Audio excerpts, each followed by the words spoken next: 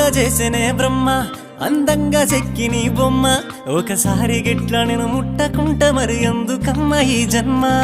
ఉండలేకపోతున్నా మనసాగలేకపోతున్నా నా యాదిలోకి రాకుండా ఉండవు ఏందిరయ్య క్షణమైనా నీకు నాకు ముడి పెట్టిండే